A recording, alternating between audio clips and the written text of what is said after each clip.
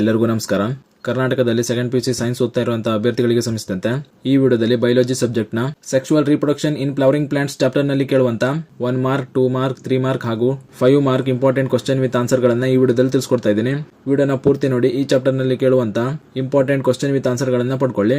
ಮೊದಲಿಗೆ ನೀವು ಸ್ಕ್ರೀನ್ ಮೇಲೆ ಕಾಣ್ತಾ ಇರೋ ಹಾಗೆ ಇದು 1 mark important question with answer ಗಳು ಆಗಿರ್ತವೆ.